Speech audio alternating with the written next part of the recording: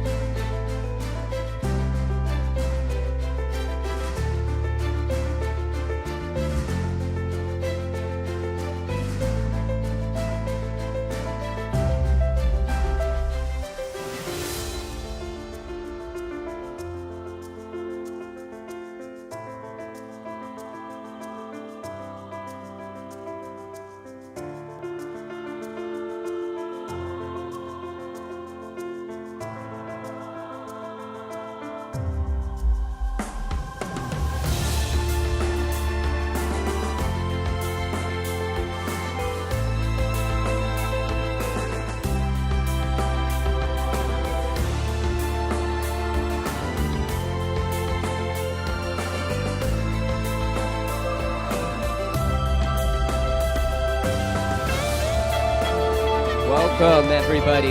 Please find your tables and take your seats. We will begin shortly.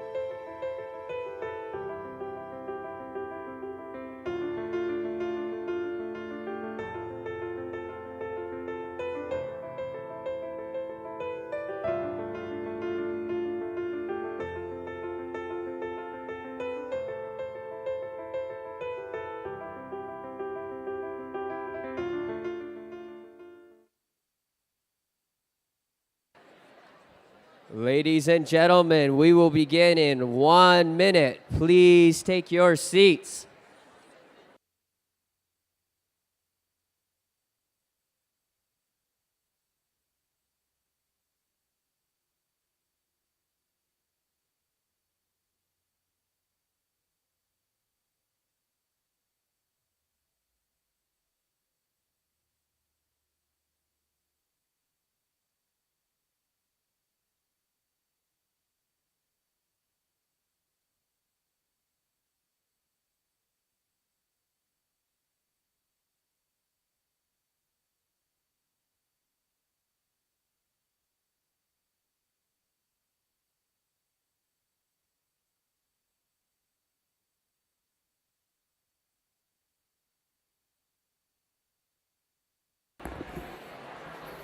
Good afternoon, everyone. We're going to get going here in 2 minutes. So please sit down and get ready to be inspired.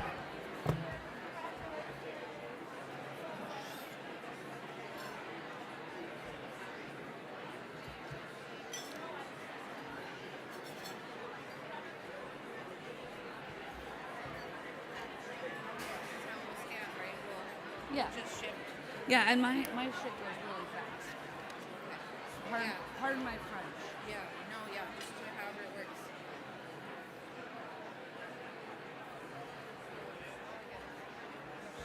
works. Okay, 1 minute warning. We're going to start the program. And then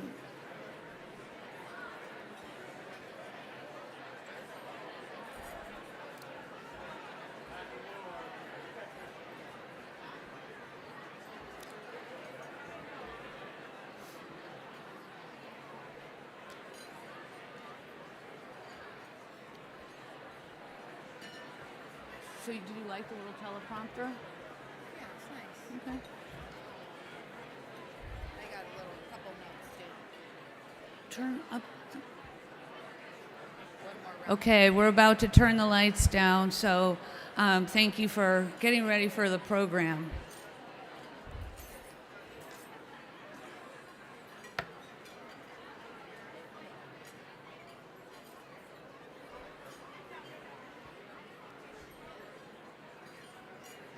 The lights.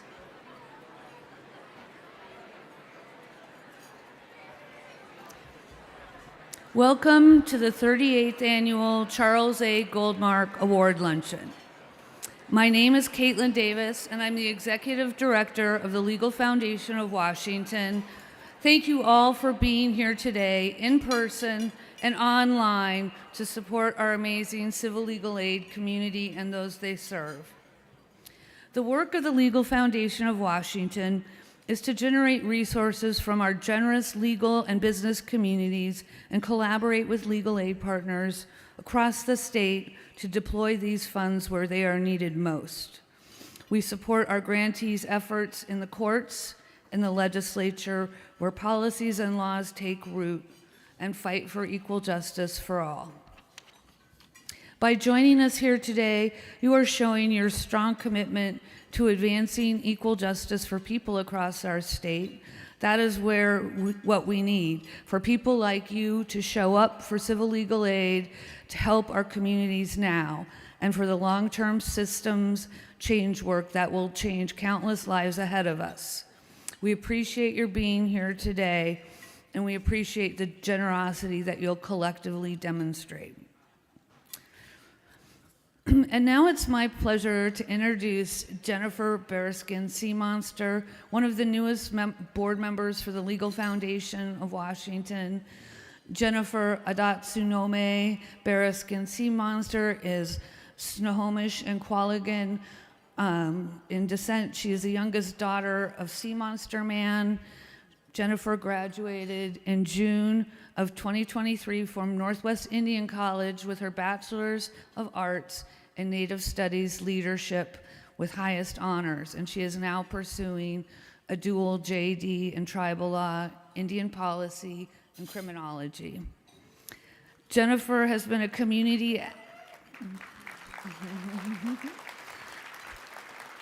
Jennifer has been a community advocate for several years, addressing housing injustices, dismantling childhood poverty, and advocating for equitable data collections of tribal communities. This work is based on her own lived experience in Snohomish County, Washington. She also serves on the board of directors for Washington Low-Income Housing Alliance and People of the Confluence. Please welcome Jennifer.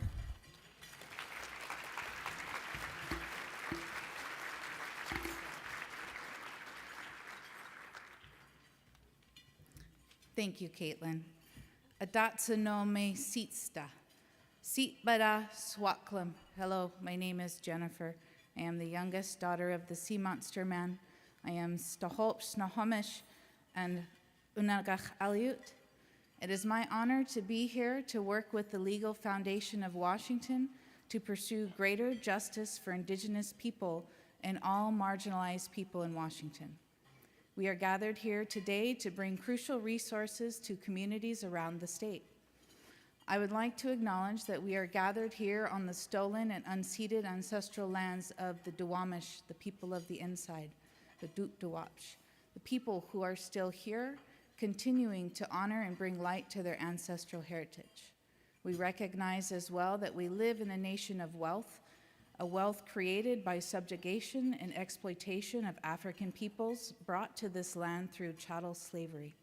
We honor and uplift the original Indigenous stewards of this land and the forced contributions from generations of Africans.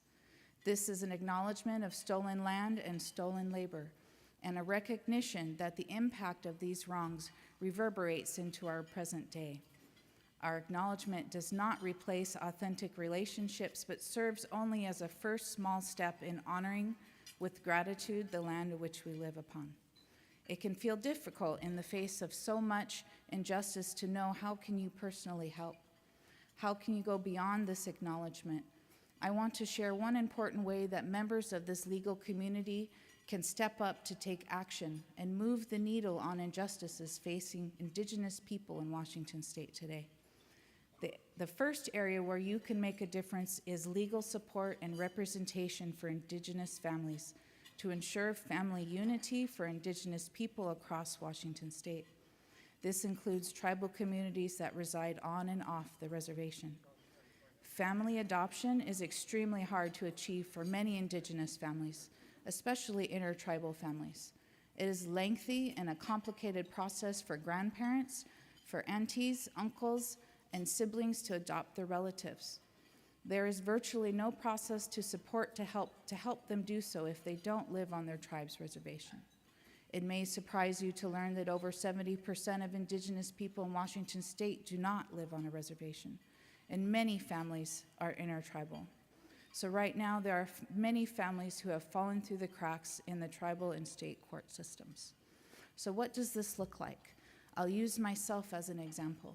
I'm enrolled in the Kalengan tribe of Unalaska, although I have resided in Washington state my entire life. If I had a child with a man from any said reservation in Washington state, and I needed to fight for custody or to otherwise advocate for my child in court, I would have no resources behind me. The tribal court would have to allocate their funds to support the father, their enrolled member, and I would need to provide my own legal representation for family court. But because I do not reside on my reservation, I am unable to access legal support from my tribe in Alaska. And many, many people who find themselves in these positions do not have the income to afford private legal representation. So what can you do about it? People such as yourself from the legal professions could help those of us who fall through the cracks and support family unification. You can support this through pro bono time or donations to legal aid organizations that serve Indigenous communities. Through the donation that you make through the Legal Foundation of Washington today, we'll support multitudes of frontline leaders and organizations working on these very issues in our state. In our Indigenous community, we have a teaching called to Yahaut. It means to push forward together, that it can only be completed together. So I ask all of you to Yahaut with us, to help us push forward together. Thank you. This way. Wait for me, okay? Thank you so much, Jennifer. We're really grateful for your service on the board and to the community and for the perspective that you shared with us today. Now I'd like to introduce our Master of Ceremonies for the lunch, Sean Davis. Sean is a former JAG with the Air Force, former General Counsel of the Washington State Bar Association, currently a lawyer at Microsoft by day, super dad at night, and super board member for LFW in between. I'm grateful for Sean for being able to help us out with this event on short notice. Our board president is under the weather and could not attend. Julie, we miss you, and Sean, thank you very much. Come on up.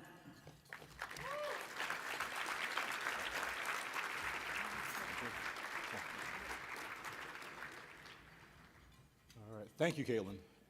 It is my privilege to be here today to help shepherd this incredible legal community's renewed contributions to equal justice in Washington State. Thank you all, 800 plus of you, for showing up here today and joining us in person, and a warm welcome to those of you joining us virtually today from your home or office online. Before we go any further, I want to thank Jennifer Barriston Sea Monster for her land acknowledgement, and more specifically, for asking us to take a step beyond merely acknowledging inequity. It is clearly long past time to confront the reality of our own collective history and how we've all arrived at this place. Awareness simply isn't enough, and action is needed. Jennifer is asking us to dig deeper, and I hope you take up her invitation. Again, to me, this is really what LFW is all about and why we're here today, and what makes me proud to be a part of our board in this moment. Together with all of you, LFW is digging deeper into our commitment to improving access to justice and to our commitment to all forms of equity.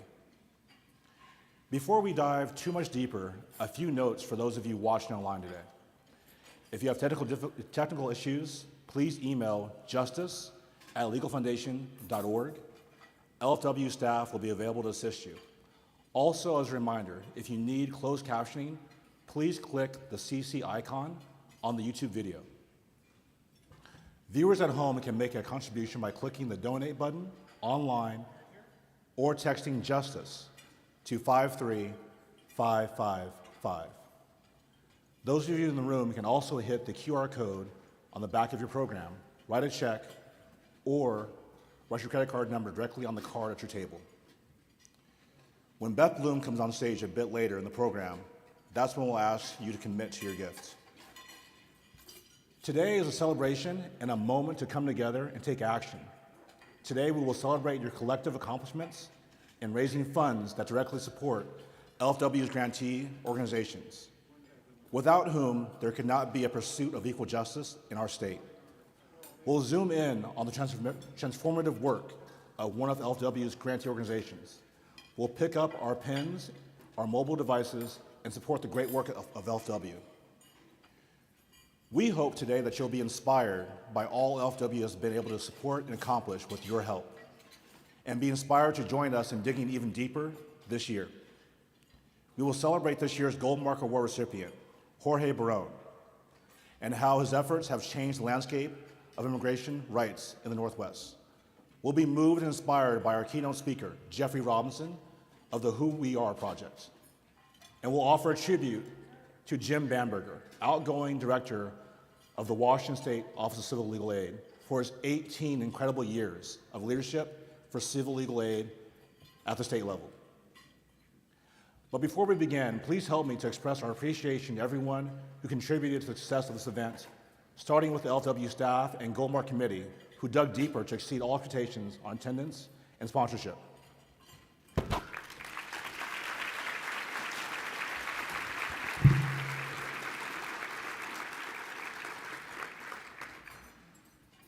I'd also like to thank our table captains who help fill this room year after year, and without whom this event would not be a success. Let's have our staff and table captains stand for a round of applause.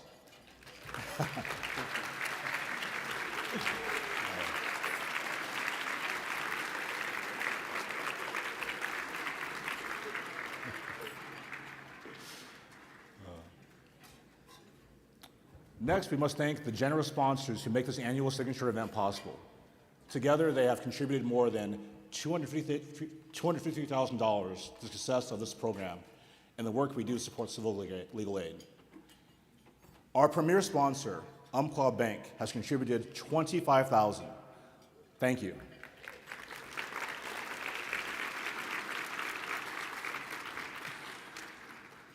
Our three presenting sponsors have each contributed $20,000.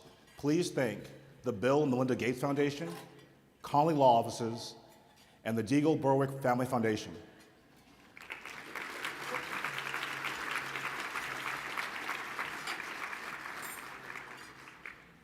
Our 9 legacy sponsors contributed $10,000 each.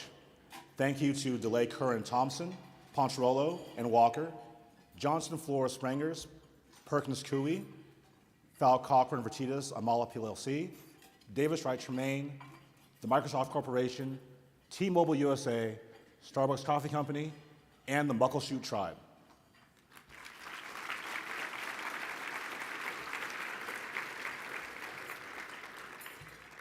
Six leadership sponsors have donated $5,000.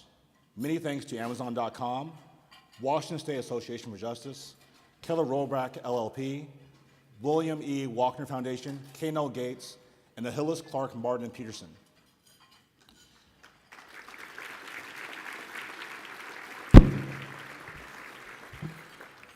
We also have many wonderful sponsors contributing $3,500 at the Equal Justice Sponsorship level that you can see on your slide, on your screen. And many more supporters donated at the $1,000 community sponsorship level. Please check the screen. Again,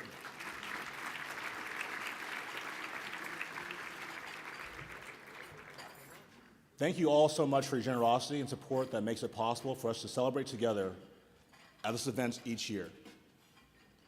I would also like to acknowledge and thank our steadfast law firms who provide significant funding each year. In 2023, the campaign raised over $1.6 million for civil legal aid, with a third of that coming from our King County and Pierce County law firm campaign. I would like to give a shout out to the King County Bar Association, which is a key partner in the law firm campaign. I know many of you in the room are active with the KCBA, which is our state's largest pro bono organization. Another very important funding partner is our long-term sustainable legal aid fund, the Endowment for Equal Justice. Over the last 10 years, the endowment has dispersed over $7 million to LFW. For those of you who are new supporters in the room, the League Foundation of Washington was founded almost 40 years ago by our Washington State Supreme Court to distribute a single source of income, interest on lawyer trust accounts, for the provision of legal aid. Over the years, it has grown and diversified its funding to level the playing field and provide critical legal expertise and resources to individuals and families who otherwise would not have access to legal aid they deserve. We know that creating fair access to civil justice requires undoing systemic racial oppression and reflect racial justice in all that we do. Again, so far in this program, you've heard a lot of numbers. These numbers represent stories and impacts. LFW supports over 50 legal aid programs across Washington and invested nearly $30 million in multi-year grants, starting with our 2023 granting cycle. Last year, the programs we funded provided free legal services to over 30,000 families, and hundreds of thousands have benefited from the impact litigation and policy reform. Our grant-making strategy focuses on race equity, legal education and awareness, access for the underserved communities, holistic client-centered services, and systemic advocacy. LFW's continued support for fundamental operating costs of civil justice programs, as well as innovative new initiatives, is designed to meet the multifaceted civil legal needs of low-income families across Washington State. The anchor of this grant making is our partnership grants program. These grants provide essential general operating funds to civil legal justice programs across Washington. We partner with organizations providing direct civil legal aid, including volunteer attorney programs and specialized nonprofits focused on impact litigation, policy reform, and systemic advocacy. Since 2022, partnership grants have been awarded on a 2-year cycle to provide stability, support long-term planning, and give programs flexibility to take on creative solutions to critical civil justice issues. We use an equity analysis or an evaluation process, including an examination of potential long-term impact, community need, client service, racial justice approach using our waste equity practice spectrum tool, and LFW's overall strategy of centering racial justice. With all of that, we make sure that as we partner, we get to know those we're granting funds to. For the 2024-2025 funding cycle, we are thrilled to award $27,338,000 to 29 partnership grantees, including new grantees like the Lavender Rice Project, the Fair Work Center, and the Way to Justice.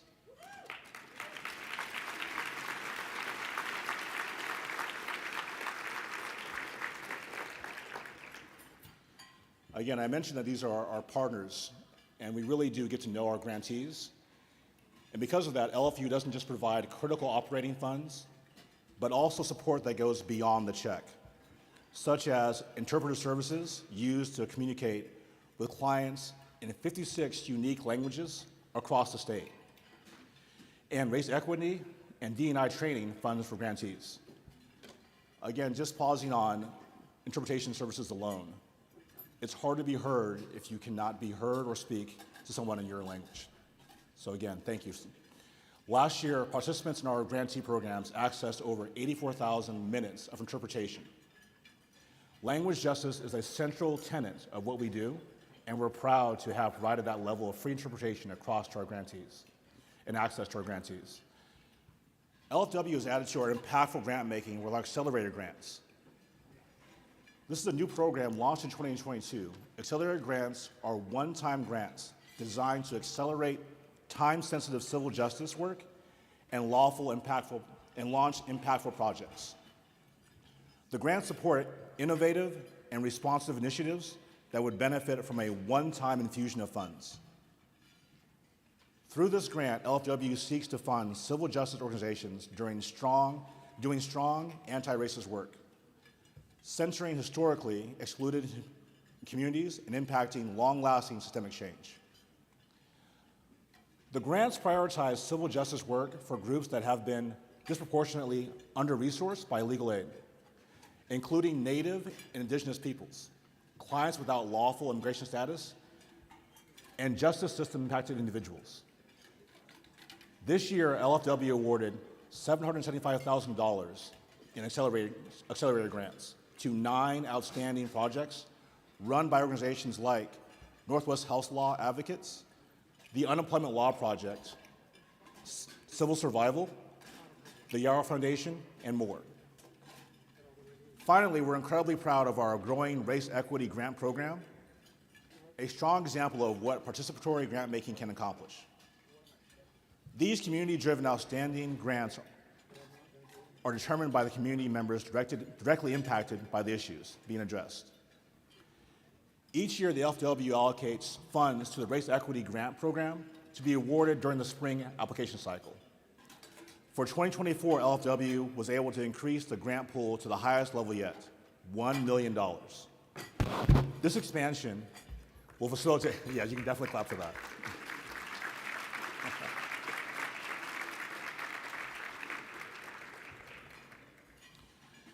This expansion will facilitate 50,000 grants to organizations doing critical race equity work across Washington. Thank you again to our small but mighty staff of the League Foundation for your work every day in facilitating resources and access to justice for thousands of families in need across Washington State.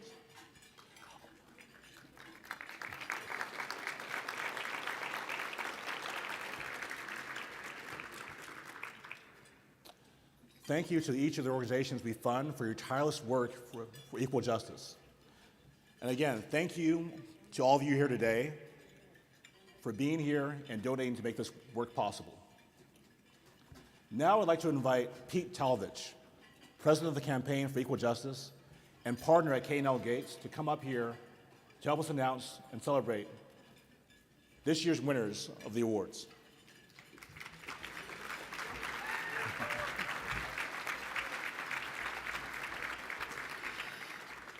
Thank you, Sean, and hello, everyone. Thank you so much for coming today. Wow. I will be announcing the winners of this year's Rainier Cup, the Rainmaker Award, the Generous Council Cup, and the Amicus Award. When I announce each winner, instead of coming up to the stage, please stand at your table to be recognized for a few moments. I'll bring you your trophies later. All right, let's get going. Every year, the Legal Foundation of Washington awards the Rainier Cup to the county with the highest percentage of lawyers donating to the Campaign for Equal Justice. This is a highly sought after and competitive award, created to honor the commitment to equal justice and to take advantage of lawyers' competitive natures. This year, the award goes to Whatcom County.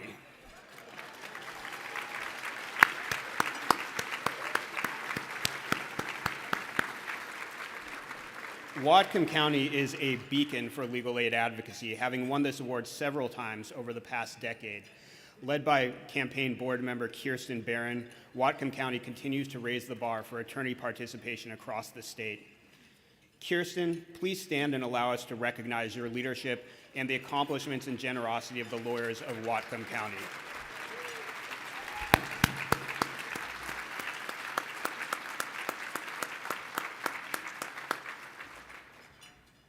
Next, we recognize the success of the Associates campaign and give out the Rainmaker Award for the firm whose associates contributed the most to the Associates campaign. The Associates campaign is just 5 years old, but it has been the most successful new outreach program in the history of LFW.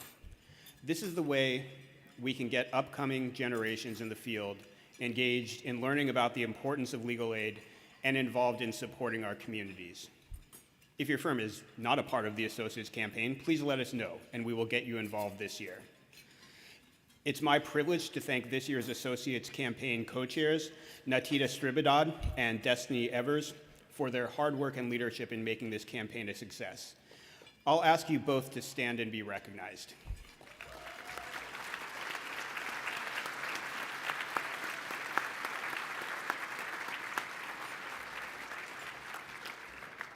And a success it was. This year, the Associates campaign raised nearly $250,000. That's an incredible accomplishment. Many thanks go to the 14 firms who participated and helped reach that total, including one new firm participating for the first time. Welcome, Connolly Law Associates.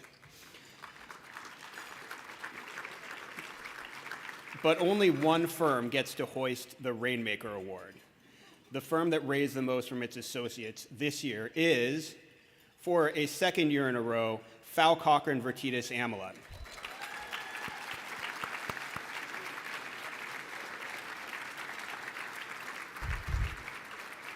PCVA went above and beyond this year with a total over $60,000. Alex Dietz, Bill McClure, and Benjamin Watson led the Associates campaign effort for PCVA. Bill couldn't join us today. But Alex and Benjamin, please rise at your table to be recognized for your leadership in bringing out the generosity of your peers.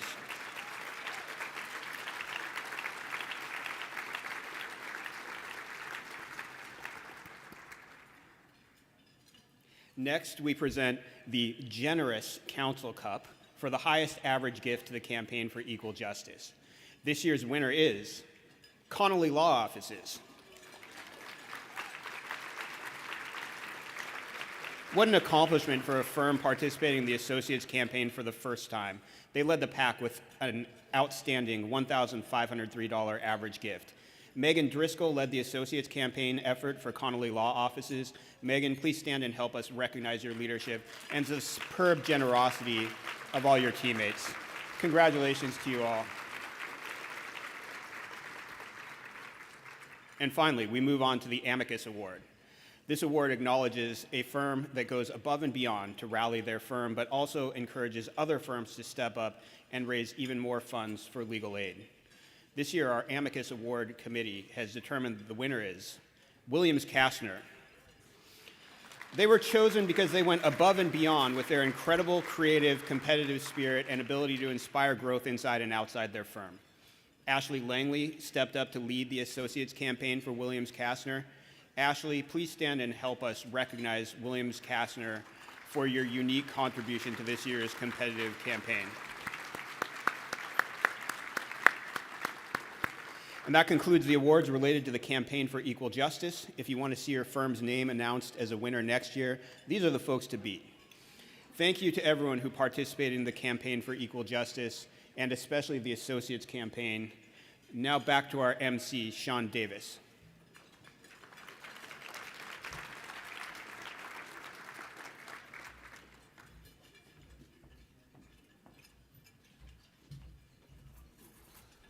All right, nice job, Pete. Thank you. Congrats to all the award winners. I'm so proud that LFW's Associates campaign inspires the next generation of legal leaders, and I definitely enjoyed the competitive energy. Thanks again, Pete. If all of you continue to give that way competitively, thousands more will get the civil legal aid that they need and deserve. I have faith that you'll continue to make a huge difference in your communities for decades to come. Now it's time for the heart of the event, honoring the 38th annual Charles A. Goldmark Distinguished Service Award recipient. I'd like to welcome Malou Chavez to the stage.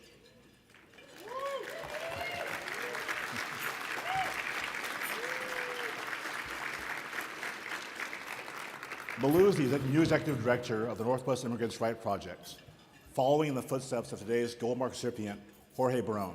Malou worked under Jorge at NERP for 15 years, including 5 years as the organization's deputy director. She has served on the board of directors for One Equal Heart, Real Change News, the Latino Bar Association of Washington, and has served as the steering committee member of the Washington Immigrant Solidarity Network.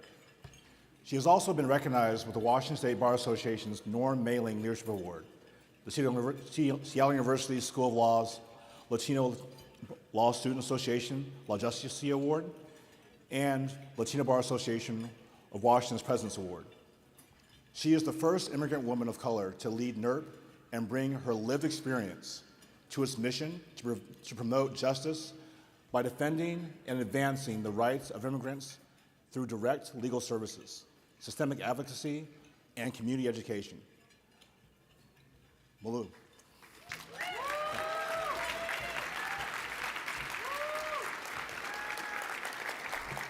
Thank you. Thank you, Sean. And I want to say a huge thank you to the LFW team and also the amazing team of servers serving our food today.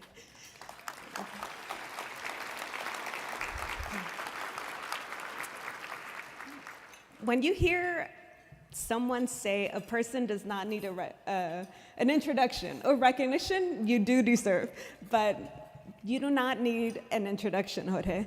I think all of you can agree that Jorge Barón is one of them. Exactly 10 years ago, I had the honor of introducing Jorge as the keynote speaker of Seattle University School of Law's event titled Justice Beyond Borders. That was the first time of many more I proudly stood before a crowd of people to talk about Jorge's contributions, his accomplishments, and his passion for advocating on behalf of immigrant communities rooted in his own immigrant experience. Jorge is a graduate of Duke University and Yale Law School. Before law school, he spent 5 years working in the film and television industry in Los Angeles, California, or should I say Hollywood, while Jorge was second assistant director for The Mask of Zorro. He also had a cinematic debut as Antonio Banderas' double. I don't know if you knew that. And make sure you check out his IMDb page. He has one. After law school graduation, Jorge served as a law clerk for Judge Betty B. Fletcher of the U.S. Court of Appeals for the Ninth Circuit here in Seattle. He also served as an Arthur Lyman Public Interest Fellow at New Haven Legal Assistance Association in Connecticut.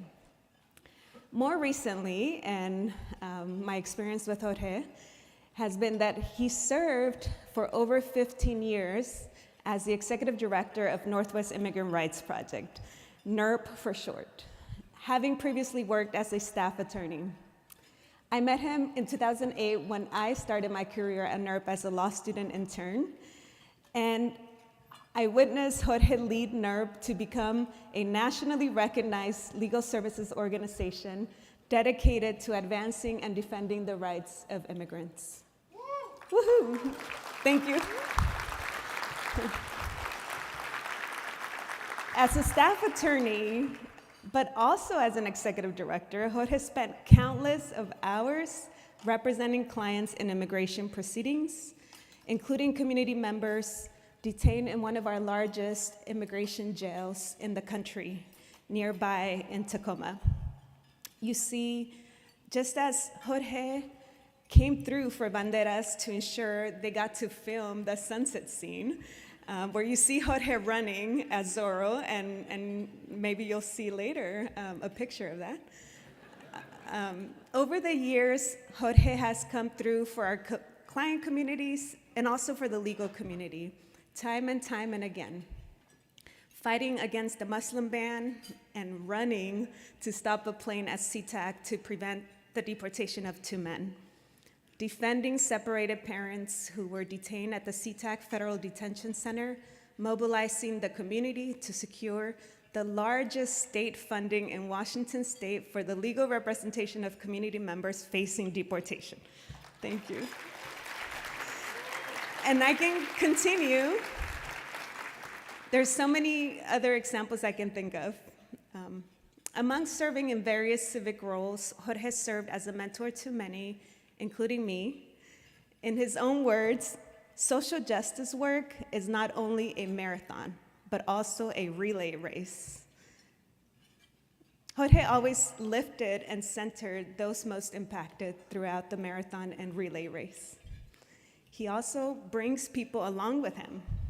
I worked closely with Jorge as NERP's first deputy director for 5 years, and I can tell you he is the most thoughtful in his approach to collaboration and moving social justice forward. Jorge leads with fairness and equity at his core. He's been recognized as one of the most influential Seattleites, and I think you can agree on that too, and has received numerous awards. Check out page 15 in the program, since he was a young child. He's been receiving awards. He's been featured and quoted in countless local and national publications. And now, Jorge, I want to thank you for your optimism, for leading us, your colleagues at NERP, and for the positive impact you've made in our community, inspiring legal aid lawyers to follow in your footsteps. And I can't wait for the impact you will continue to have in our broader communities as a new elected Martin Luther King County Council member. Congratulations on receiving the Charles A. Goldmark Distinguished Service Award. And please, thank you. Please take a moment to watch what some of his friends have to say about Jorge Luis Barón.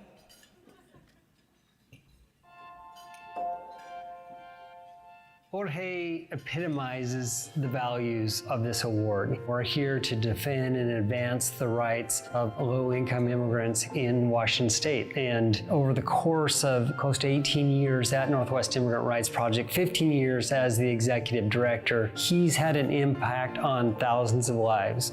The inspiration always during my time at Northwest Immigrant Rights Project was the clients, hearing the stories about the difficult journeys that they undertook to be able to reach the United States. And then when they get here, the frequently inhumane treatment that they received at the border or being placed in detention, despite all of that, the courage, the resilience that people had and wanting to make a better life for themselves and their families, that's why I still have hope and optimism. He's always such a visionary. He always thought about the future. He always had a work plan for 5 years and he was working towards it. Jorge's whole career has been about access to justice. It used to be that we could not use state money to represent people who are undocumented. And so Jorge worked year after year after year and never stopped talking about what a moral wrong that was. And we worked with a coalition across the state to remove that prohibition. And so now in Washington State, people who are undocumented can receive state-funded legal assistance.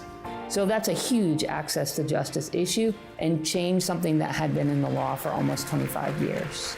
Jorge is kind of one of the rare combinations. He's a skilled advocate and a skilled manager. Since Jorge's been up to his neck in representing clients in these cases, he knows what's important for our work. And he was also incredibly successful at engaging the public to support NERP. One of the things that I think I'm most proud of was a case called Franco v. Holder. We worked with colleagues from the ACLU and other advocacy organizations at a regional level, national level, and that case ended up creating for the first time court-ordered requirement that people with severe mental disabilities be provided a qualified representative, in most cases an attorney, to be able to represent them in their immigration case. I hope that it will serve also as a way to create a broader right to counsel for people in immigration detention who are navigating this complicated system in the future. Under Jorge's leadership, the Northwest Immigrants' Rights Project has grown and other organizations have formed to work on immigrant rights. And Jorge has been a leader in that movement, not just in Washington, but across the United States.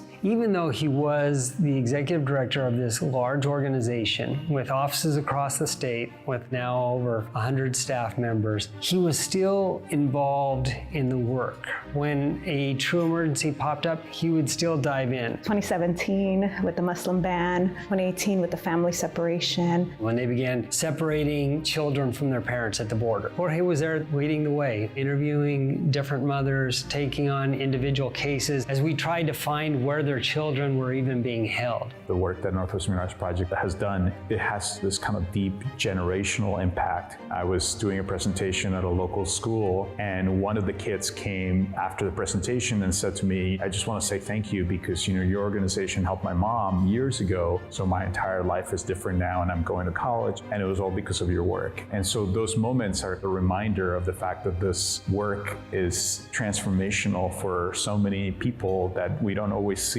because once a person gets protection, their entire life and the life of their family has changed. Jorge is so concerned with fundamental justice and the need to treat people with dignity and as human beings. The energy and dynamism that he brought to the work has been a great benefit to the immigrant community.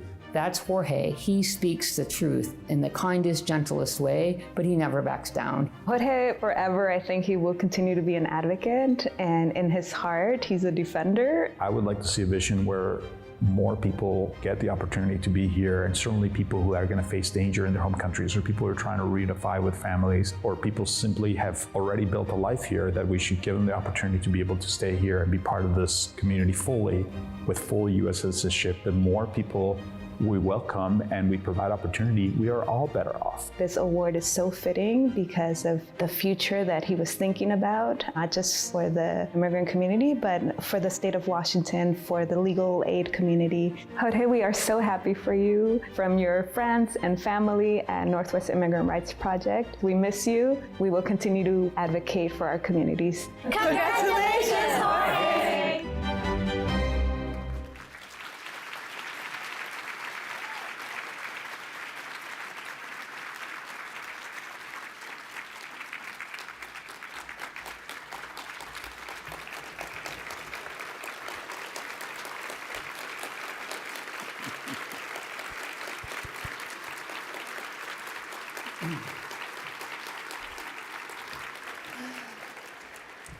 Thank you. I know we're running late, so thank you. I really appreciate that. I want to thank Malou for the kind words of introduction. I want to thank everybody who spoke in the video.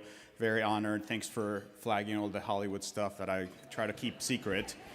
I want to thank all of you for your warm welcome. I want to begin by thanking the Board of Trustees of the Legal Foundation for this recognition, and thank you also to the staff of the foundation, not only for putting together this great event every year, but most importantly for the day-to-day work they do to help the state get closer to the ideal of equal justice under law that we aspire to, but so frequently fall short of. And I especially want to thank my friend Caitlin Davis, who has guided the foundation, during my entire tenure at NERP and continues to guide it. And I have to say that I particularly appreciate the foundation staff made sure I wouldn't have to speak after Jeff Robinson, because I've heard Jeff speak many times and he's an impossible act to follow, so I am looking forward to your presentation, Jeff. As I said, I'm very grateful to everyone for this recognition. It is an honor to receive this award named after a pillar of the legal community, Charles A. Goldmark. But I have to confess that I feel conflicted about being up here and receiving this award, and that is for two reasons. First, because all of the work that is being recognized and associated with me has only been possible because of the dedication and commitment of so many others, including many people in this room. And second, because so much of the work you've heard about has been necessary because of unjust and unfair practices by our own federal government. So that gives me pause. So I want to begin by acknowledging some of the people who have played a critical role in the work that is really being recognized by this award. And first of all is my family. Without their support, my work at NERP would not have been possible. And this is particularly true of my wife, Tyler, who's here with us this afternoon. Tyler has not only been a fierce human rights advocate in her own right, but she has also been the center of our family, doing the critical work of being present for our children when my work at NERP meant I could not be there. When you heard about the airport situation, what people don't know is that Tyler was with our daughter who was very sick at that very moment. And of course, Tyler was there for her. That wasn't on the newspapers, but I want to recognize that she was there. So please give her a round of applause.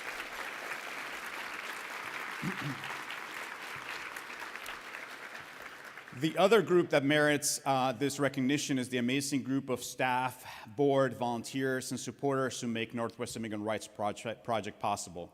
I have been fortunate to work with amazing people during my professional career, but I will always hold a special place in my heart for the team at NERP. They do critically important work while operating in a system that is so unfair and frequently makes you want to pull your hair out. And by the way, that's the reason I lost so much hair in my 17 years, nothing having to do with age.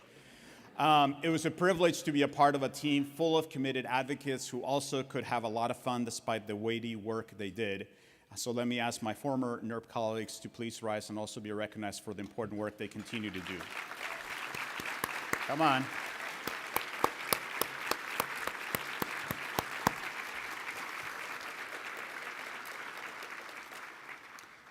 And finally, the people who most merit this recognition are the past, current, and future clients of Northwest Immigrant Rights Project.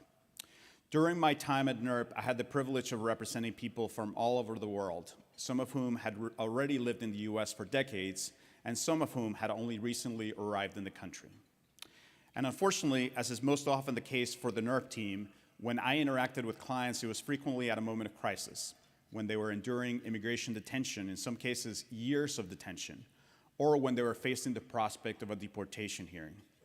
And yet, even in the midst of being confronted with unfair and frequently inhumane systems, so many of the clients I was privileged to represent demonstrated a level of resiliency and courage that I continue to find profoundly inspiring. That courage and resiliency is what gave me hope and continues to give me hope, despite the fact that our immigration policies grow harsher and harsher. One story in particular illustrates the inspiration I received from our client communities. It happened in the midst of the humanitarian crisis created by the family separation policy that you heard about earlier, put in place by the Trump administration in 2018. A group of parents who had been separated from their children was transferred and detained here in our region. My NERP colleagues and I, supported by volunteers, began doing Know Your Rights presentations and legal screenings to do our best to share information with the people who were detained about what they might expect. As part of that effort, a few colleagues and I were doing a presentation to a group of about 50 women, most of whom had been separated from children at the border, from their children at the border. As you can imagine, it was a heartbreaking situation. Most of their questions were about when they might be reunited with their children and about where their children were, and we had very limited information to give them. We spent over an hour trying to answer their questions, and there were a lot of tears, especially as they realized that they were unlikely to see their children anytime soon. The room was heavy with sadness as we wrapped up, and then one of the women raised her hand for what I thought was one final question. I called on her, and she said that she did not have a question, but simply wanted to thank us for coming to this prison and talking to them and trying to help them, and then the entire group broke into applause. And I still get emotional thinking about that moment because here's this group of people who endured an arduous journey to get to the US, many of them fleeing deeply traumatic situations, were then confronted with the agony of being forcibly separated from their children and then put into a prison without any sense of what would happen to them. And even in this moment of trauma, they had the humanity to express their gratitude to us. They responded to cruelty and inhumanity with gratitude and love. That moment, along with so many others, captured the humanity and courage of people like the clients that NERP serves today and has been serving for 40 years. I was honored to be a part of the journey of this amazing organization for 17 years, and I'm grateful that the Legal Foundation of Washington has been a key supporter of their work since the beginning. So thank you again for this award, which I accept on behalf of my family, my NERP colleagues, and the clients of NERP, past, present, and future, and especially those future clients, because I hope this moment serves as a reminder to all of us that the work is far from done, and that this afternoon and in the days to come, there will be new clients reaching out to NERP and to our other legal aid partners for help, and we need to be there for them. So I hope you will join me today in reaffirming our shared commitment to work toward a community where a person's safety or their ability to live with their family is not dependent on where they were born or how much money they have. Thank you again.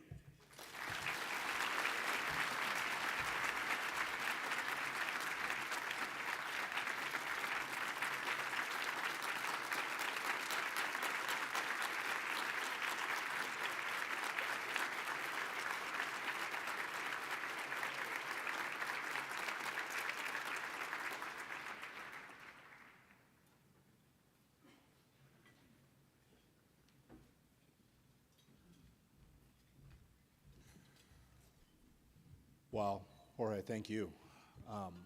Congratulations, Jorge, and thank you for fighting tirelessly for the rights and safety of immigrant families for so long. You are an incredible example to all of us, and we're thrilled that you'll be helping lead the way again on the King County Council. Now I hope you're not tired of hearing about outstanding leadership yet.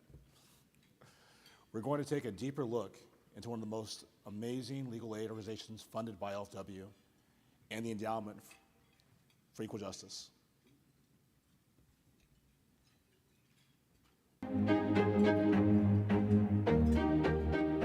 Skagit Legal Aid expands access to the civil justice system, and we identify and eliminate barriers that perpetuate poverty, racism, and injustice. Our legal services are focused on tenants at risk of homelessness, indigenous immigrants, immigrants from southern Mexico and Central America, tribal members and Native Americans, and also individuals that have been formerly involved in the criminal justice system. The Legal Foundation funding for our work is absolutely integral. Over the past several years, we have made a very concerted effort to engage in community conversations with the Swinomish tribe to better meet their civil legal needs. Bonjour, Austin Jimacum,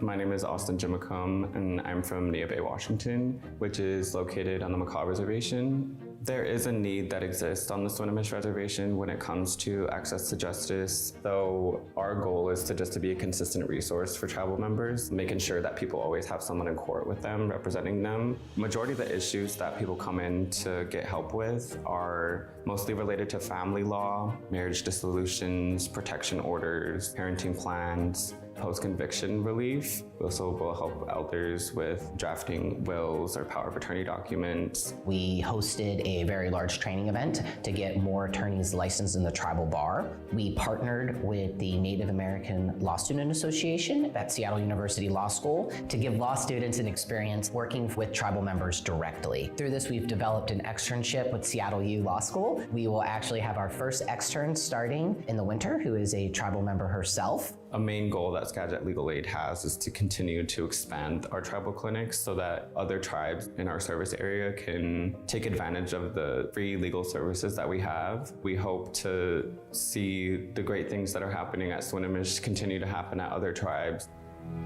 The Skagit Valley, as opposed to other places in the state, has a very large population of indigenous farm workers. I work very closely with the Mixteco indigenous community here in Skagit County. Since I speak Mixteco, I have been able to reach the community. Mixteco is not a written language, so most folks are not literate. Many also come from very small rural villages where typical municipal or government services may not be available. So they may not actually have a birth certificate. They may not have any other type of identification. They move to the United States and they don't have anything. Well, what happens when you try to get a driver's license? What happens when you try to open up a bank account? What happens when you try to apply for financial aid for your child? Washington State is very fortunate to have the Mexican consulate here in Seattle. It's very difficult for people to get appointments there. A lot of it's because of language barrier, but then also not knowing the documents that they need. I reach out to the Mexican consulate, let them know how many appointments I need. They'll give it to me within 1-2 weeks. Last year, more than 200 people that we took to Seattle were able to get their passport, matricula, file for their voting ID. Vast majority of our clients come from the farm worker communities. They pick the fruits, they contribute to the economy, they make sure that we have what we need at our table to eat at home. A lot of our clients either live in housing provided by employers. It's very common to see many of our clients sharing a 2-bedroom apartment, 2-3 families in an apartment, and it has been such a barrier for our families to even put in an application for housing. Assisting them in getting their identity document opens so much doors for them. Once when they have their documents in hand, the following day or on that same day, they can go and get a Washington State ID and being able to go and open a bank account and getting housing. They are extremely grateful just because there's that assistance. Thank you to the Legal Foundation of Washington for the grants that are provided for Skagit Legal Aid. I can definitely assure that we are having a positive impact on our community here in Skagit County.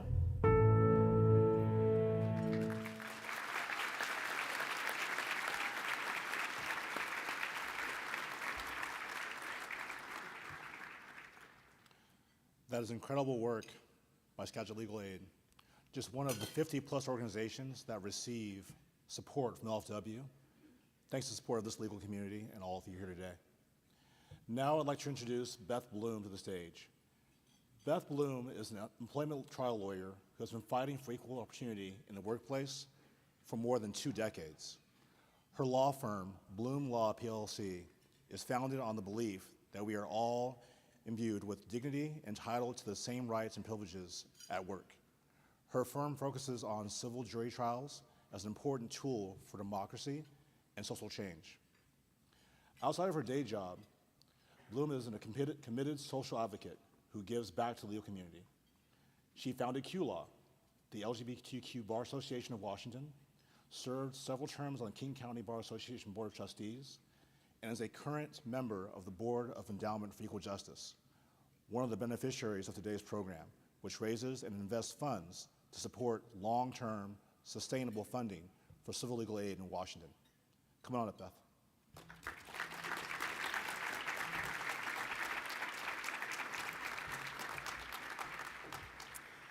Thank you, Sean. Wow, hello everyone. There's over 800 people here, and I understand another 200 on the video. Really thrilled to be here today to celebrate the heroes in our profession, such as Jorge Barón and Jeff Robinson and NERP and Skagit Legal Aid. When I go to work every day as an employment trial attorney, I am focused on building a world of justice and equal opportunity for working people. And I always try to use the law to push our country to be what she proclaims herself to be in our founding documents, which is a land of equality and liberty with respect for human dignity. But as you know, the reality is that many of our neighbors lack the legal representation that they need to live the life that our country promises them. And I don't know about you, but I don't think it's right. In fact, I think it's morally wrong that those of us most impacted by poverty, racism, and injustice cannot afford a lawyer when they need one the most. So that's why I joined the Endowment for Equal Justice Board, because I was tired, frankly, of seeing this ever-growing gap between my own life and the life of the neediest among us. Legal aid is vital because it propels the legal system towards this idea of true justice. The Legal Foundation of Washington and the Endowment for Equal Justice fund over 50 legal aid programs that uphold these ideals. So your donations will empower these organizations to deliver the essential services and promote justice for all. Your support is crucial to sustaining growing organizations like the Skagit Legal Aid. Now, I don't know if you know this, but I just asked ChatGPT, who informs me that Skagit County has a remarkable variety of crops, including cauliflower, potatoes, and the roasted veggies that you have all enjoyed today here. And so Skagit Legal Aid is supporting the people who put food on our tables. Nevertheless, studies show that for every person who is helped through organizations like Skagit Legal Aid, there are 3 people who cannot get legal help when they need it. And that's because of lack of funding. There are just not enough legal aid lawyers, despite so many in the room here, to meet the overwhelming demand. So the Legal Foundation grants are a lifeline for these providers, often comprising up to 90% of their budgets. Just a few hours of legal work can secure a court order of protection or prevent an unlawful eviction, which are vital services that cost thousands of dollars. Now, if you're like me and the hundreds, many hundreds and hundreds of private practice lawyers in this room right now, we think in terms of billable hours, now don't we? We bill a certain number of hours each year, and we charge our clients a set rate for every hour. Even if you don't have a billable hourly rate, you probably know that lawyers charge anywhere from $300 to $750 an hour. And there are some of you in this room, and you know who you are, who charge even more. Now, not everyone can travel to the Swinomish tribe or work at a legal aid clinic on the weekend or navigate the bureaucracy that is the Mexican consulate. But what we can do is to give, and to give right now. What we're hoping for today really is 100% participation in giving. And I invite you to donate the value of 1 hour of your time at your billing rate. So that means for me, I'm committing to $575, which is the value of one of my hours. At this time, I would like to ask the table captains, and thank you so much for the table captains. Can we get some applause for the table captains? I'd like to ask the table captains if you could please pull out the contribution envelopes and pass them around your table. And also for the folks at home who are watching, if you could click the donate button next to this video, and there it is. Or for those of you who know how to use QR codes, you can scan the back of your program, or you can text Justice to 53555. So your donation, you're going to be given us some choices with your donation. You can donate money to the Campaign for Equal Justice, which will get it right out the door and serving people immediately. Or you can donate to the Endowment for Equal Justice, which is focused on long-term funding for legal aid. Or you can donate to both. By donating, you're employing a legal aid lawyer to change someone's life path.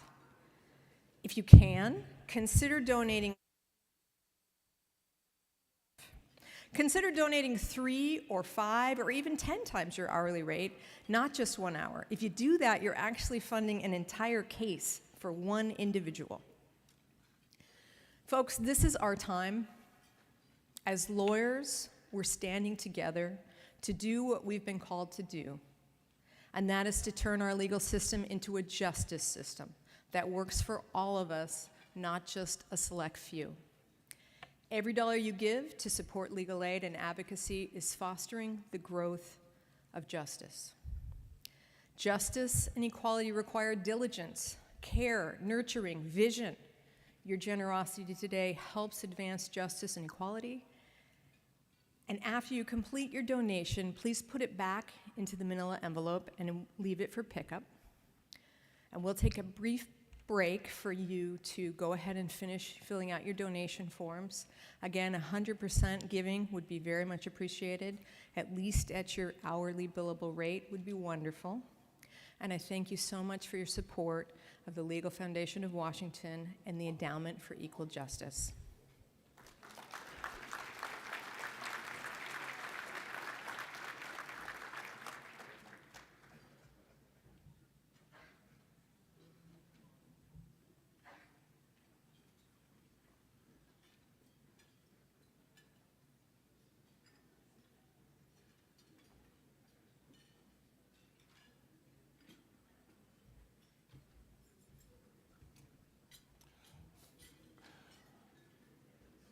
Thank you, Beth.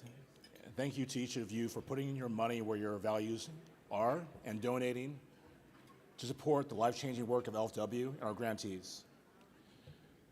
And now we're lucky to have Jeffrey Robinson join us for a keynote address. Jeffrey has over 4 decades of experience working on criminal and racial justice issues. He is a former deputy legal director and director of the ACLU's Trone Center for Justice and Equality. He spent time with the Defenders Association and the Federal Public Defender's Office in Seattle earlier in his career, along with 27 years of private practice with the firm Schroeder, Goldmark, and Bender. Jeffrey was one of the original members of the John Adams Project, which is a collaboration between the ACLU and the National Association of Criminal Defense Lawyers, where he worked on the behalf of one of the 5 men held at Guantanamo Bay charged with carrying out the 9/11 attacks. Jeffrey is a nationally recognized trial attorney and respected teacher of trial advocacy. He is a faculty member of the National Criminal Defense College and has lectured on trial skills all over the United States. He is also a past president of the Washington Association of Criminal Defense Lawyers, a past member of the board of directors, and a life member of the National Association of Criminal Defense Lawyers, and an elected fellow of the American College of Trial Lawyers. Jeffrey is now the founder and CEO of the Who We Are Project, which believes that reckoning with our true history is the only way for our country to move towards a path of racial equity and justice. As Jeffrey explored in his massively popular 2021 documentary, Who We Are, A Chronicle of Racism in America, the current narrative about the impact of anti-Black racism and white supremacy on America's social, legal, political, and economic systems is based on a retelling of history that is incomplete, inaccurate, and misleading. The Who We Are Project intends to become one of the central voices in correcting this false narrative and an objective and true account that exposes the role of white supremacy and anti-Black racism throughout U.S. history. Please welcome Jeffrey Robinson.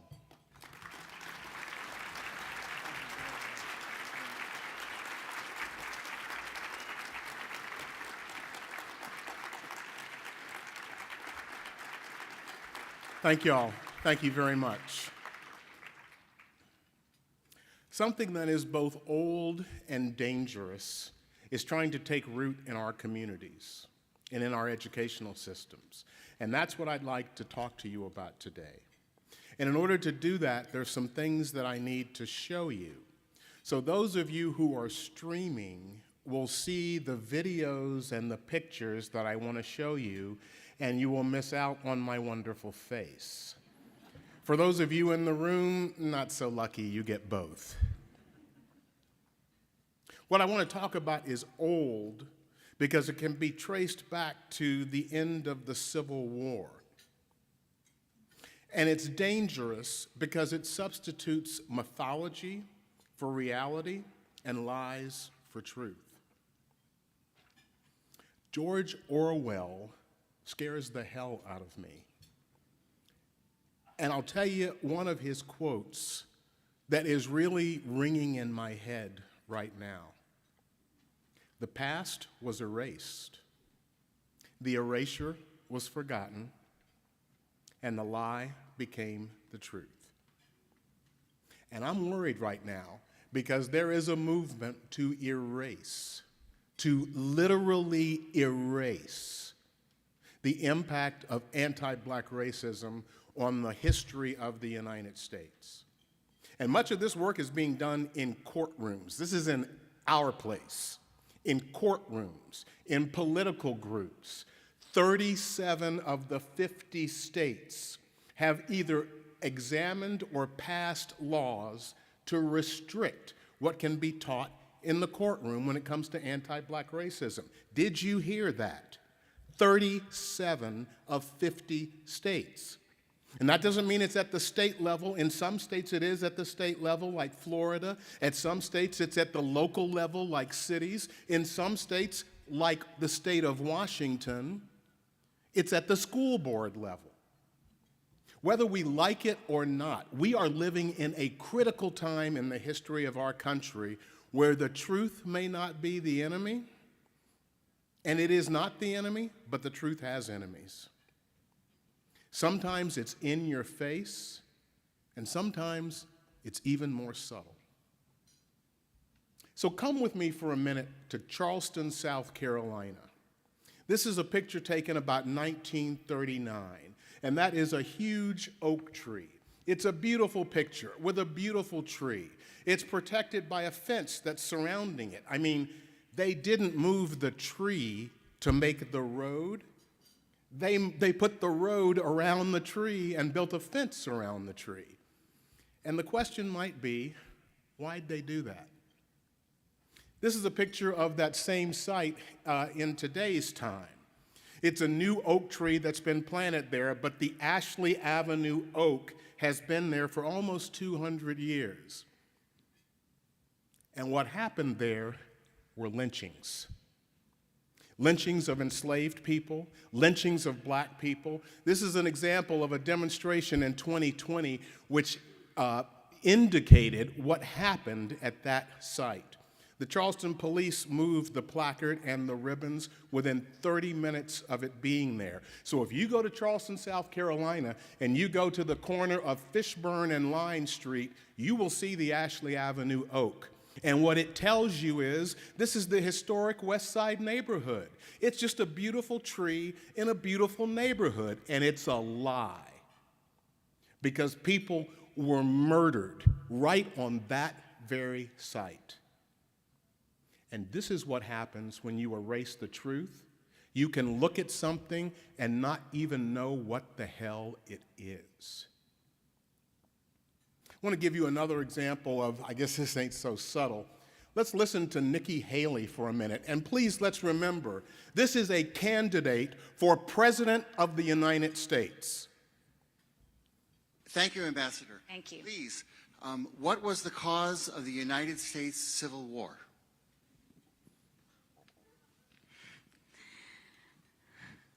Well, don't come with an easy question or anything. I mean, I think the cause of the Civil War was basically how government was going to run, the freedoms and what people could and couldn't do. What do you think the cause of the Civil War was? I'm sorry? I'm not running for president. I wanted to see your view on the cause of the Civil War. I mean, I think it always comes down to the role of government and what the rights of the people are. And I will always stand by the fact that I think government was intended to secure the rights and freedoms of the people. It was never meant to be all things to all people. Government doesn't need to tell you how to live your life. They don't need to tell you what you can and can't do. They don't need to be a part of your life. They need to make sure that you have freedom. We need to have capitalism. We need to have economic freedom. We need to make sure that we do all things so that individuals have the liberties so that they can have freedom of speech, freedom of religion, freedom to do or be anything they want to be without government getting in the way. Thank you. And in the year 2023, it's astonishing to me that you answer that question without mentioning the word slavery. What do you want me to say about slavery? No, you've answered my question. Thank you. Next question. And you hear her audience giving her a little applause? You avoided that question really well. Do you remember what she said at the beginning? Oh, ask me a real easy question. It is a real easy question.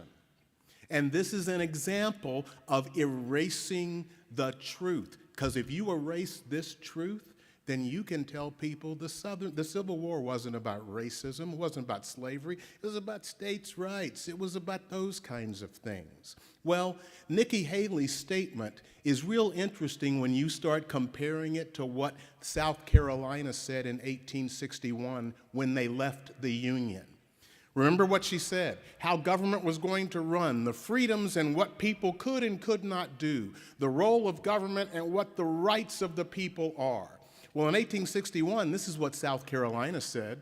The right of property in slaves was recognized by giving to free persons distinct political rights, by giving them the right to represent and burdening them with direct taxes for 3/5 of their slaves, by authorizing the importation of slaves for 20 years, and by stipulating for the rendition of fugitives for labor. South Carolina knew what the Civil War was about. And so why is it that politicians today are working so hard to keep us from telling the truth about where we came from? It doesn't just stop here. One more statement Nikki Haley made here that you just heard. Governments don't need to tell you how to live your life. They don't need to tell you what you can and can't do. Well, South Carolina agreed with that in 1861. The non-slaveholding states have assumed the right of deciding upon the propriety of our domestic institutions and have denied the rights of property established by 15 of the states and recognized by the Constitution. They have denounced as sinful the institution of slavery. Folks, I'm just asking you to listen to these words and think about what this means. A candidate for the presidency of the United States is essentially coming with the lost cause narrative of the Civil War. And it goes back further than Nikki Haley. That's what I said. This is old. Let me tell you about John C. Calhoun. Does that name ring a bell? Twice Vice President of the United States, Senator from South Carolina, Congressman from South Carolina, and 25 years before the Civil War, this is what he wrote in newspapers. The spirit of abolition has taken possession of the pulpit, the schools, and to a considerable extent, the press, those great institutions by which the mind of the rising generation will be formed. Well, if you're looking at that picture, that's the rising generation that he was talking about, the white rising generation of young people. And what he was saying is, if they get taught about abolition, slavery's done for. So we can't teach them that. And you know what? He was right. What he said is, if we teach these kids about abolition, we're going to have a war that will drench this country in blood. And he said it a quarter century before the Civil War happened, because he knew the power of erasing the truth. Let's go to the year I was born, 1956, in Virginia, because this thing was a book that was used in teaching history in the state of Virginia until I went to Marquette University in 1974. Published in 1956, describes the life of Virginia slaves as happy, cheerful, and prosperous. Will you please look at that picture? Enslaved people coming off the boat from Africa dressed in suits and dresses and shaking hands with their enslaver. And if you think it's it's funny, it's weird, but this shit was taught to people for decades. And you wonder why we are so ignorant about our history? We have been taught, when it comes to racism, a blatant retelling of the truth. Let me take you to something a little more current. Just a couple of years ago in Florida, in an AP history class, this young man had the courage to turn his cell phone on. Give a listen to what they're teaching in AP history in the state of Florida. The white people do what? They would crack the slaves with the They wouldn't do that to slaves. How do you know? Were you there? Me? Like, how do you know? Let me help you out with your, okay? Before I kick you out. How? For why? You want to have an honest conversation? Let's have an honest conversation. Don't give me the ha ha he he ho. Let's have an honest conversation now. Okay. That's what I want. That's what we're here in AP for. An honest conversation about slavery and using a whip to enforce the laws of slavery? This teacher just said it never happened. It's an insult to Hagar Brown, who was formerly enslaved at the Oaks Plantation in Georgetown County, South Carolina. It was a rice plantation, and she saw every aspect of rice production. This is what she had to say. Don't done your job or your task, driver wave that whip, put you over a barrel, beat you so blood runs down.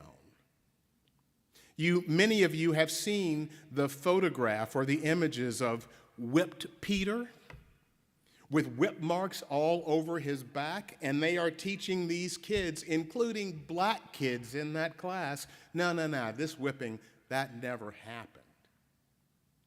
And if that's an insult to Hagar Brown, what comes next is an insult to every black person in this country. In the state of Florida, they are teaching that slavery was good for us because it gave us skills that we could then use when we became free persons.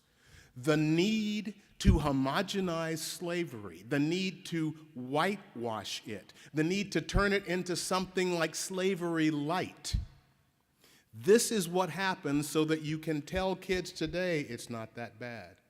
It wasn't that bad. Everything that we see today in our country is here because people either work hard or they don't. There is no other force that's going on. Let's go to the next image.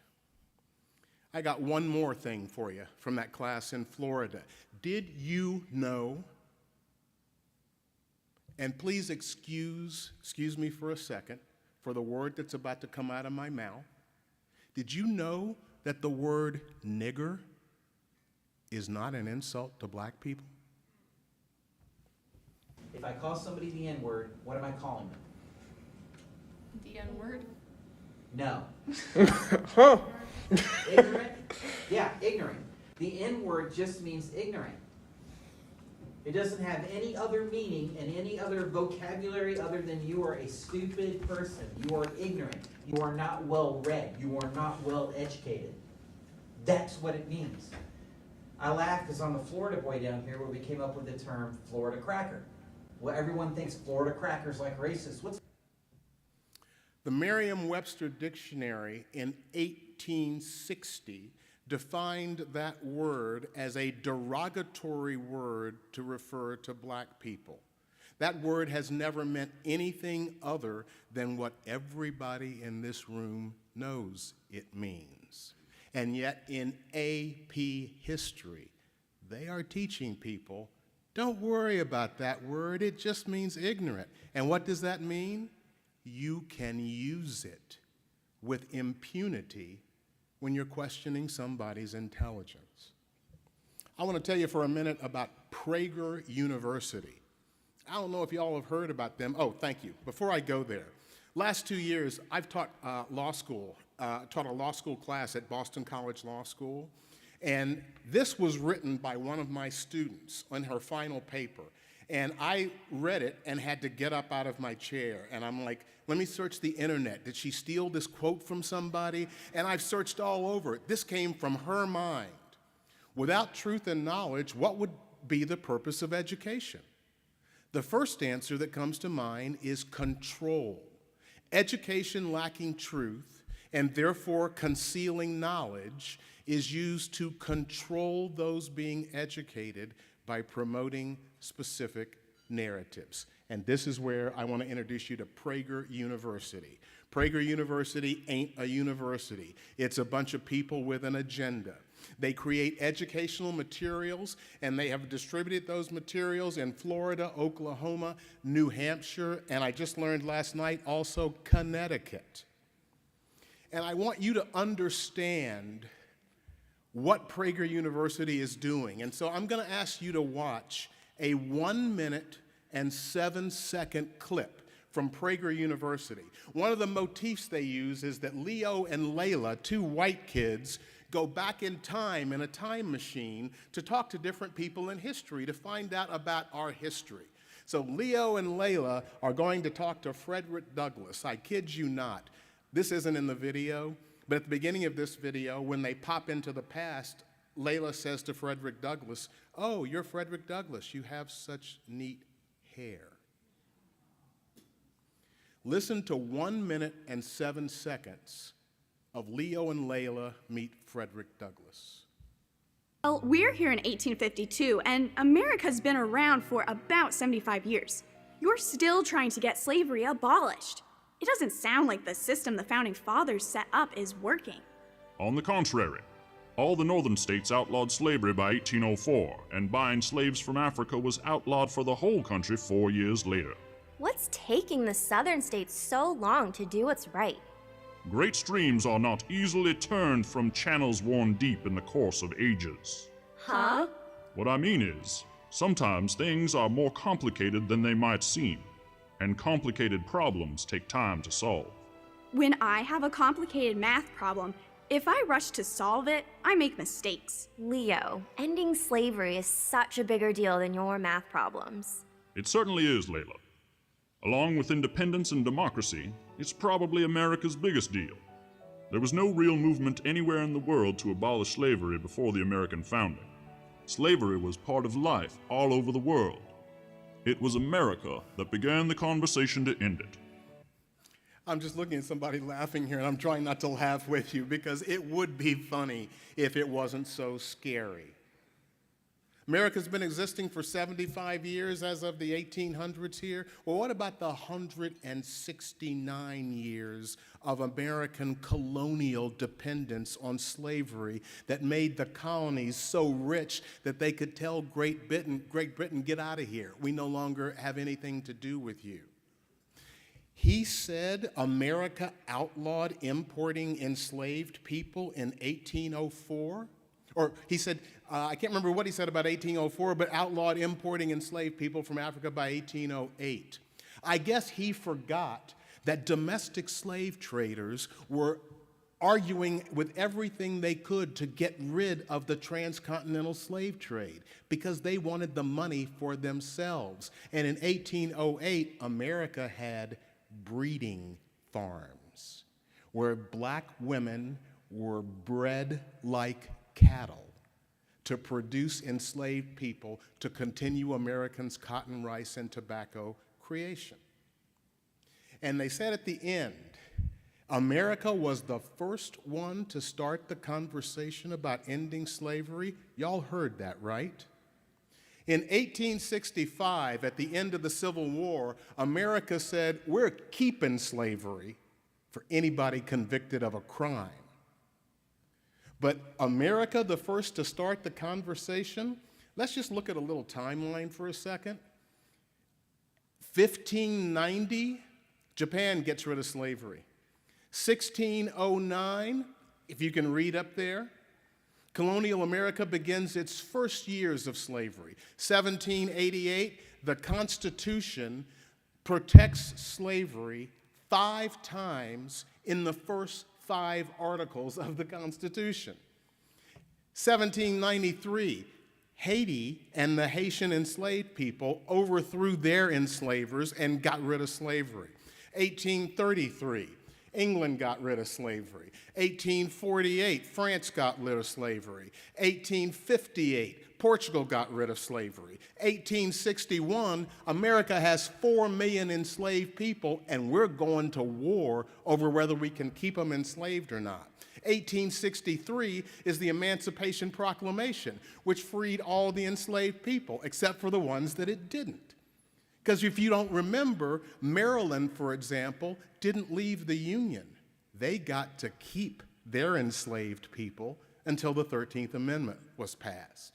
So in 1 minute and 7 seconds, the lies, the misrepresentations about who we really are and where we really came from are overwhelming. And this is just one of their videos, and this thing is 7 minutes long.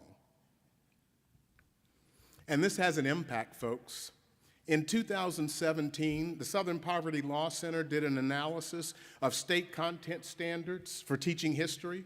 They looked at the most popular U.S. history textbooks, and they looked and interviewed a cross-section of social studies teachers and high school seniors. 8% of them could tell you that slavery was the central cause of the Civil War. 68% of them did not know it took a constitutional amendment to end slavery, and only 22% of them could talk about the places in the Constitution that protected slavery. We are in a critical time, and it is time to do something. So the Who We Are project is headed to Memphis, Tennessee. March 15th and 16th, we are conducting a 2-day teach-in. The 15th, the film Who We Are, A Chronicle of Racism in America will be shown at the National Civil Rights Museum at the Lorraine Motel.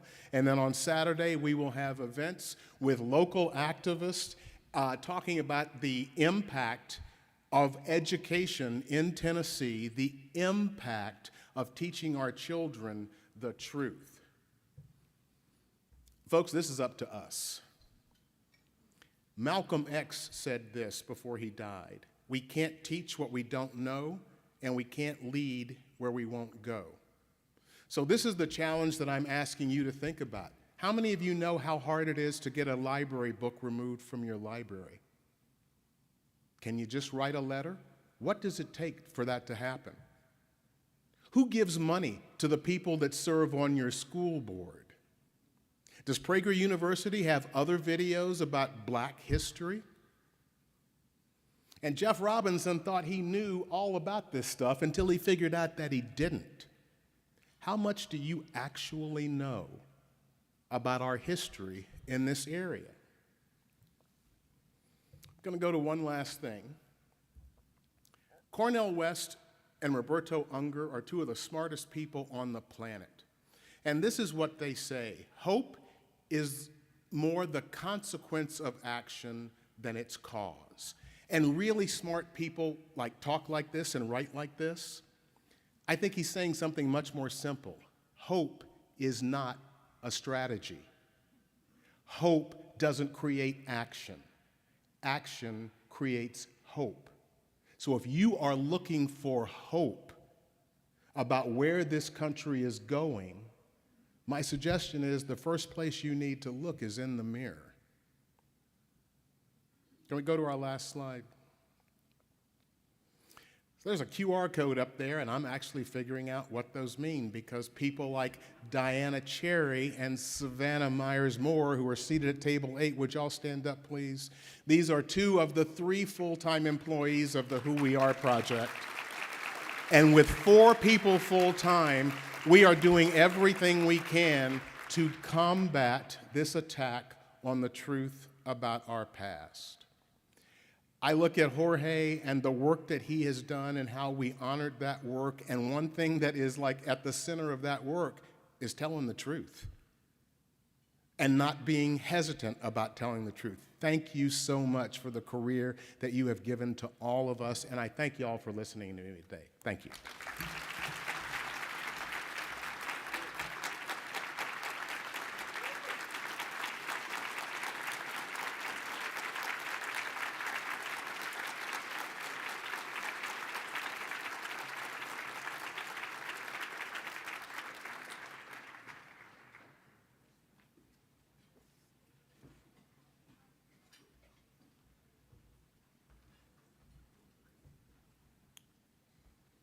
Jeffrey, thank you.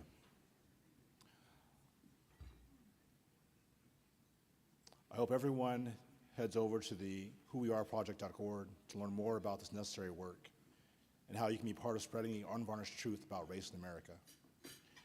Before we end, we want to acknowledge and honor a very special member of our community, Jim Bamberger, the newly retired founding director of the Washington State Office of Civil Legal Aid. Here to help honor him are Washington State Supreme Court Chief Justice Stephen Gonzalez and Cesar Torres, the Executive Director of Northwest Justice Project. Please join us on stage.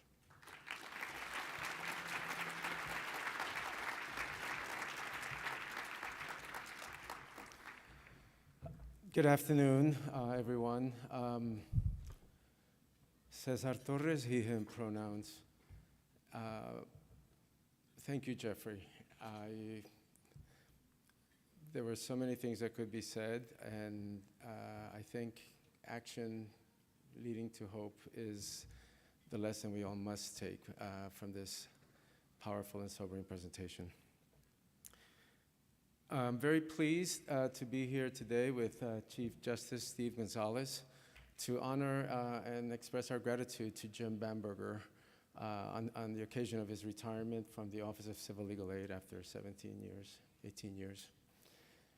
Jim has been a lifetime of civil legal aid advocate, working with tribes in Alaska and here in Washington State, running one of the Spokane program, and dedicated his entire life to increasing access to justice. And of course, in the last 17 years has had an incredible impact on access for communities all over the state of Washington in his role as Director of Civil Legal Aid. So I'd like to turn this over to Chief Justice Gonzalez.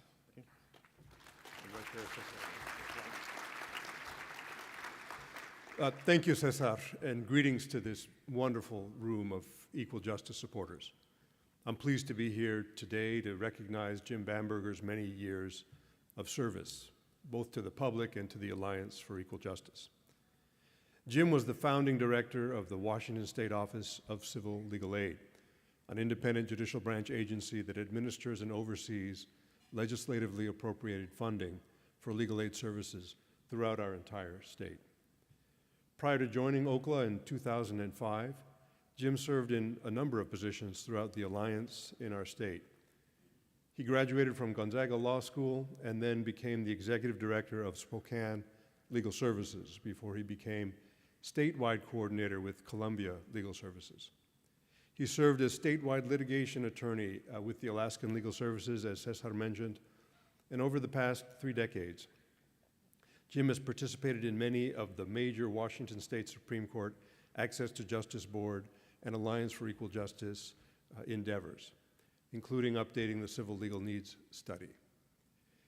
His work included consulting with the Legal Services Corporation and with state civil justice communities across our nation. Jim, if you'll join us, on behalf of this community of equal justice supporters, we are grateful for the work you have done, and we wish you the best in retirement.